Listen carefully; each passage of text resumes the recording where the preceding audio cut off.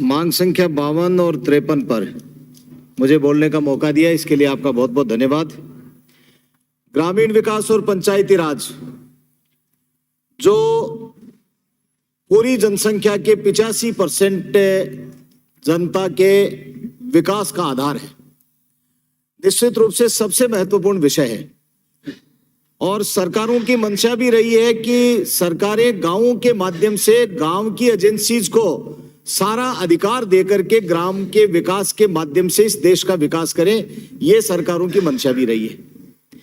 लेकिन जो मूलभूत आवश्यकताएं हैं व्यक्ति के जीवन में, चाहे बिजली की बात करें, चाहे पानी की बात करें, चाहे सड़कों की करें, शिक्षा की करें, चिकित्सा की करें, ये सब चीजें हम बात कहने को अधिकार तो ग्राम पंचायतों को दे दिए, लेकिन अभी हकीकत में धरातल के ऊपर इन सब एजेंसियों के माध्यम से जो हम काम करवाना चाहते हैं वो नहीं हो रहा है। माननीय सभापति महोदय, सरकार ने इन गांवों के विकास के लिए माननीय मुख्यमंत्री जी ने बजट की घोषणा में कहा था कि हम लोग विकास पथ प्रत्येक ग्राम पंचायत में बनाएंगे। जैसे मेरे रतनगढ़ विधानसभा क्षेत्र में 40 ग्राम पंचायतें हैं, तो 40 ग्राम पंचायतों में विकास पथ बनाएंगे। और मुझे याद है बजट पेश करते वक्त ये कहा था, पिछली भारतीय जनता पार्टी की सरकार की खिल्ली उड़ाते हुए कहा था कि आप लोगों ने जो गौरव पथ बनाए थे उनके अंदर फेरो कवर नहीं लगाए थे, नाली नहीं बनाई थी।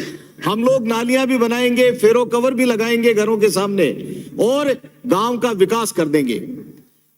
सभापति महोदय, एक गांव के अंदर वो 1.5 किलोमीटर की घोषणा करने के बावजूद 0.8 किलोमीटर का 1/40 में से 1 में बन पाया है। तो जो हम घोषणा करते हैं वो घोषणा या तो सोच समझ करके करें, और नहीं तो ग्रामीण विकास के लिए तो कम से कम की जाने वाली घोषणाओं के ऊपर अमली जामा पहनाने का कष्ट करें। आज दिन तक सभी ग्राम पंचायत इंतजार कर रही हैं कि कब नालियां बनेंगी, सड़कें बनेंगी और फेरो कवर लगेंगे। प्रदेश में ग्रामीण क्षेत्रों में बेरोजगार व्यक्तियों के लिए ये कांग्रेस के जन घोषणा पत्र में माननीय सभापति महोदय लिखा हुआ है कि हम स्वयं सहायता समूह बनाकर रोजगार देने की योजना बनाएंगे। आज दिन तक किसी भी कोई मूर्त रूप ले नहीं सकी है। जी सभापति महोदय, मैं प्रस्ताव करता हूं कि सदन का समय 2 घंटा बढ़ाकर 7 बजे तक कर दिया जाए। सदन का समय 2 घंटा बढ़ाया गया। माननीय सभापति महोदय, मेरे से पूर्व कई वक्ताओं ने ये बातें कही, हालांकि रिपीट नहीं करूंगा, लेकिन फिर भी आज शहरों के अंदर चमचमाती रोशनी होती है, गांव अंधेरे में डूबे रहते हैं। सोलर सिस्टम के माध्यम से अलग से बजट दिया जाना चाहिए और गांवों के अंदर रोशनी करने के लिए रात में गांव अंधेरे में नहीं डूबे, इसके लिए सोलर सिस्टम के द्वारा प्रकाश की व्यवस्था करनी चाहिए। प्रधानमंत्री आवास योजना में जो वंचित परिवार हैं उनका दोबारा सर्वे करवा करके जो जिनके पेमेंट्स नहीं हो रहे उनके पेमेंट करवाए जाएं और जो वंचित हैं उनका दोबारा सर्वे करवाया जाए। सभापति महोदय, मैं ये भी मांग करना चाहता हूं कि जो बीपीएल परिवार है उनमें भी जो विसंगतियां आई हुई है, बीपीएल परिवारों के लिए भी दोबारा से सर्वे करवाना चाहिए। जो वास्तव में बीपीएल है उनको बेचारों को लाभ मिल नहीं रहा है और जो बीपीएल नहीं है वो लोग इसका लाभ भी उठा रहे हैं। पानी निकासी की समुचित व्यवस्था शहरों की तरह गांवों के अंदर भी करने की आज आवश्यकता है। एक बहुत बड़ा मुद्दा है सिंगल फेस ट्यूबवेल का। सिंगल फेस ट्यूबवेल पहले बनी, उसके बाद में उनके रखरखाव की जिम्मेदारी ग्राम पंचायतों को दे दी। उसके बाद में पिछले दिनों सरकार ने एक आदेश निकाल करके फिर दोबारा उनकी जिम्मेदारी पीएचईडी डिपार्टमेंट को दे दी। अब कोई भी सिंगल फेस ट्यूबवेल खराब हो जाती है तो न तो ग्राम पंचायत उसको ठीक करवाती है कि हमारे पास में बजट नहीं है, इजाजत नहीं है, और न ही पीएचईडी डिपार्टमेंट करवाता है। तो इसके बारे में भी सरकार जल्दी से जल्दी निर्णय करे। ढाणियों में कनेक्शन के लिए पूर्ववर्ती सरकार ने ढाणियों में कनेक्शन दिए थे। हम लोग बार बार इस डिमांड को उठाते आ रहे हैं। कोई बात नहीं, नाम पसंद नहीं है तो कोई दूसरा रख दो, लेकिन सुदूर गांव में बैठा हुआ, ढाणी में बैठा हुआ व्यक्ति ने क्या कसूर किया है, उसको ढाणी के अंदर कनेक्शन देने के लिए भी सरकार को, जब भारत सरकार योजना बना चुकी है तो राजस्थान सरकार को इस तरफ ध्यान देना चाहिए। मैं तो जिला परिषद पंचायत समिति सदस्य और बाकी साथी लोग जो आंदोलन कर रहे हैं उनको किसी तरह के कोई अधिकार नहीं होते हैं, वो भी चुनाव पढ़ करके जनप्रतिनिधि बन करके आते हैं, जिला परिषद के सदस्य, पंचायत समिति के सदस्य भी बहुत बड़े एरिया से चुन करके आते हैं, उनको सिर्फ साल में 2 या 3 बार मीटिंग में इतिश्री कर ली जाती है, इसके अलावा कुछ भी नहीं होता है। मैं सरकार से मांग करता हूं कि उनके लिए भी कोई जिस तरह बाकी सरपंचों के लिए, प्रधान के लिए वेतनमान दिए जाते हैं, उसी तरह से उनको भी वेतन दिया जाना चाहिए, जिससे वो भी जनप्रतिनिधि के रूप में अपना कार्य कर सके। और जो धरने पर लोग बैठे हुए हैं उनसे सरकार को जल्दी से जल्दी बात करनी चाहिए। एक 50-50 वर्ष पहले गांव के अंदर लोग बाग बस गए थे, ये बहुत प्रैक्टिकल समस्या है। उनको बेचारों को मालूम भी नहीं था कि हम लोग कहां बसे हुए हैं। कोई वन विभाग की भूमि थी, कोई अन्य कोई किसी तरह का गोचर थी, या अन्य कोई किसी किस्म की भूमि थी, उसके ऊपर लोग बाग बस गए। उन्होंने मकान बना दिए, बिजली पानी का कनेक्शन सरकारों ने दे दिया, लेकिन उसके बावजूद अब किसी न किसी तरह से उनके ऊपर तलवार लटका दी जाती है। कई कई जगह तो स्थिति ये होती है कि बुलडोजर चल जाते हैं और उन बेचारों के जो जीवन भर की गाड़ी कमाई है वो धूल दूषित हो जाती है। ऐसी स्थिति में सरकार को इसके बारे में हाई लेवल के ऊपर मीटिंग करके बात करके उनके बारे में कोई निर्णय लेना चाहिए। जो जहां बस गया उसको वहां बसने की इजाजत दी जानी चाहिए। जो भी तरीका निकले ये सरकार का काम है। प्रत्येक ग्राम पंचायत स्तर के ऊपर अंबेडकर भवन बनना चाहिए।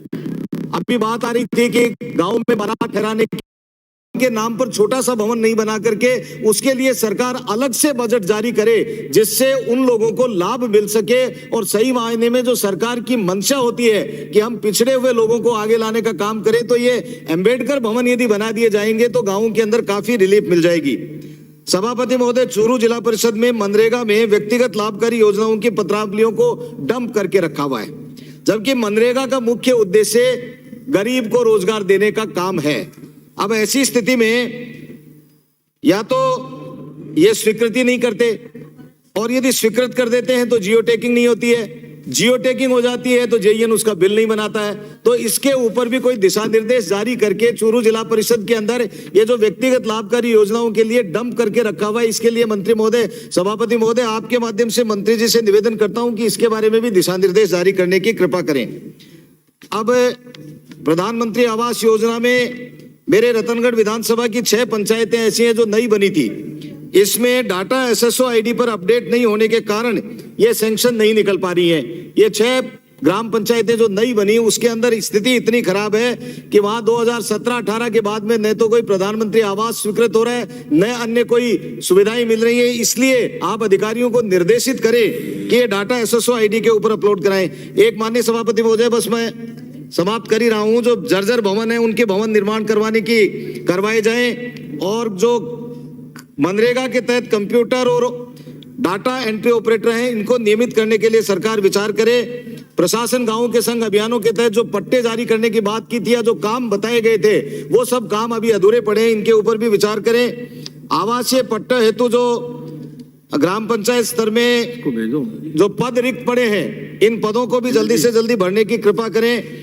माननीय सभापति महोदय, प्रदेश में जितने भी भूमिहीन परिवार हैं उनको आवास उपलब्ध कराने के लिए भी सरकार योजना बनाए और बीपीएल परिवारों का पुनः सर्वे करवाए।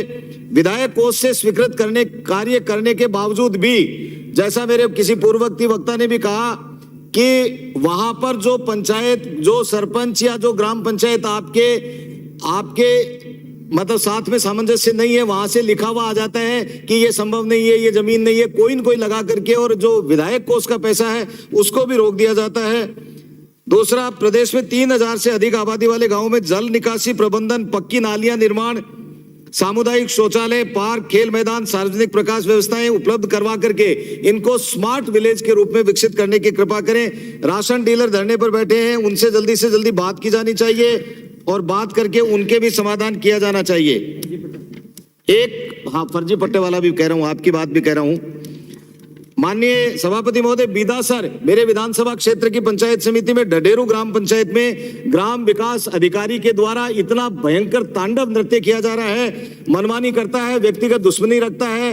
वो लोगों को चाहे मकान की बात हो, चाहे अन्य कोई सुविधाएं देने की बात हो, उनके ऊपर अड़चन लगाता है। आंदोलन हुआ, लोग टंकियों के ऊपर भी चढ़ गए।